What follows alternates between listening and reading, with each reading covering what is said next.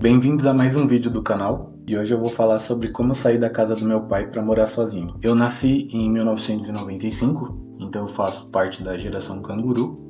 E será que existe uma idade certa para sair de casa? Bom, na minha opinião não. Eu saí motivado por questões financeiras, questões de liberdade, queria ter o meu espaço, poder fazer as coisas a hora que eu quisesse e sem ficar dando satisfações para ninguém e poder seguir a minha vida. Só que para isso não poderia sair de lá de qualquer forma. Então eu precisava me organizar primeiro financeiramente antes de tomar essa decisão. E como eu comentei isso no vídeo anterior, a forma como eu consegui fazer isso foi juntando o dinheiro do estágio, e na época eu consegui juntar aí 27 mil reais, mais o meu salário, então eu já conseguia pagar um aluguel sozinho e me virar. E aí temos a seguinte informação do IBGE. Os dados do IBGE apontam que 1 a cada 4 brasileiros de 25 a 34 anos ainda reside com os pais. Fatores como mais tempo para planejar o futuro, independência financeira, segurança afetiva ou ainda questões de saúde relacionadas ao contexto familiar são fatores a serem levados em conta para a tomada de decisão. Para a doutora em psicologia Fabiana Versa, o diálogo é a palavra-chave para manter o equilíbrio das expectativas. Então, como eu já havia planejado um pouco do futuro e um pouco da minha independência financeira, eu queria sair de lá para poder viver a minha vida e não tinha que me preocupar com essas questões de saúde. Então, meu pai tá bem, minha família tá bem. Não é aquela situação que o meu pai dependia de mim para cuidar dele. Depois da pandemia, quando as coisas voltaram ao normal, nós dois continuamos trabalhando e a renda dele voltou a ser mais relevante na casa do que era quando a demanda de serviço havia diminuído e nós dois precisávamos cuidar tanto da minha madrasta quanto do meu irmão mais novo. E aí ele já conseguia se virar sozinho, porém a minha madrasta também voltou a trabalhar e isso facilitou para todo mundo, tanto para eles dois que eles conseguiriam se manter e para eu poder sair de casa sem nenhum peso na consciência. E como eu faço parte dessa geração canguru, eu aguardei especificamente até finalizar a faculdade para poder sair de lá. Eu completei 25 anos justamente no mesmo ano que eu finalizei a minha graduação. Isso foi no ano de 2020, então a gente viu a queda da Selic até 2%, foi quando eu comecei a morar sozinho, e nesse período precisava buscar alguma alternativa para ter alguma rentabilidade para fazer os 27 mil que eu tinha render de alguma forma, para que eu pudesse complementar com o meu salário, que ainda era baixo na época, para poder pagar as contas. Eu comecei a estudar outros ativos, eu já tinha ali 2 anos de experiência no mercado financeiro, e a empresa que eu trabalhava era mais tranquila em relação à compliance, eu só precisava avisar para o gestor qual era o ativo que eu estava operando, e a melhor alternativa que eu achei para investir naquela época eram os fundos imobiliários. Então eu dividi 18 mil para os fundos imobiliários. Eu vou fazer um vídeo sobre eles mais pra frente e explicar também por que eu não gosto de fundos imobiliários. Essa foi a minha experiência no mercado de renda variável inicial e comprei algumas ações também como Petrobras, onde eu tive um retorno de 14,72%. Comparando os 18 mil que ficaram nos fundos imobiliários com a mesma quantidade se ficasse na renda fixa, como a Selic estava em 2%, eu teria um rendimento de R$ 45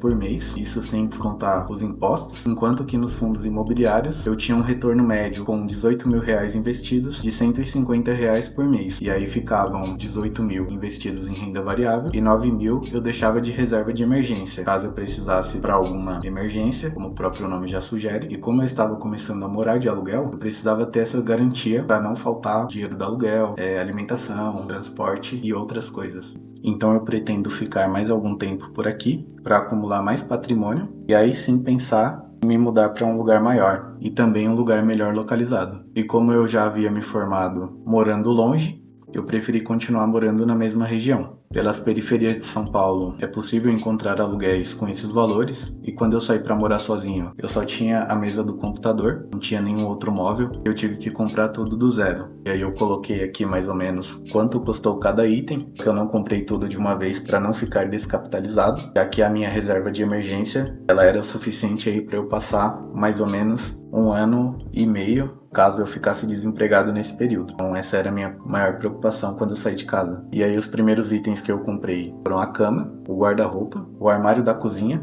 e a geladeira. Não necessariamente nessa ordem. Como eu tenho o Vale Refeição, eu não precisava de geladeira para estocar comida e eu conseguia comprar marmita no iFood. Isso durou por algum tempo até eu comprar geladeira para poder conservar os alimentos. E no caso que eu coloquei panelas, que eu coloquei panelas elétricas. Eu não tenho fogão. Eu acho que as panelas elétricas hoje são muito mais eficientes. O canal do Manual do Mundo já fez um vídeo mostrando que fazer a mesma quantidade de comida na panela elétrica e no fogão a gás gasta praticamente o mesmo valor. Então, pela praticidade, eu preferi comprar a panela de pressão elétrica, a panela de arroz elétrica e uma air fryer. E isso daí deu mais ou menos R$1.000 na época. E como eu tinha ali uma renda passiva de mais ou menos R$160 por mês, alguns desses itens eu comprei justamente com esse rendimento, já que a maioria dos produtos foram parcelados. Fazendo uma conta de padeiro aqui, dava mais ou menos R$2.000 por ano. Então daria para comprar o micro-ondas, a cama, o armário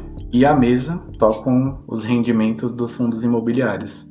Então essa foi uma estratégia que eu usei para poder mobiliar a casa, sem necessariamente precisar tirar o dinheiro do meu salário e nem dos meus investimentos, já que o patrimônio ele continuou o mesmo durante um período. Eu aproveitava essa renda passiva para poder fazer essas compras parceladas. Tem muita gente que não gosta de usar o cartão de crédito. Eu aprendi investindo na poupança que dava para comprar coisas parceladas, pagando aquela coisa que eu comprei com o rendimento da poupança. Por mais que fosse pouco, ainda assim dava para pagar. E aí eu achei um investimento que pagava uma renda maior, então eu poderia comprar um item mais caro. Então eu sempre segui essa lógica. Esses valores aqui, obviamente, já estão defasados.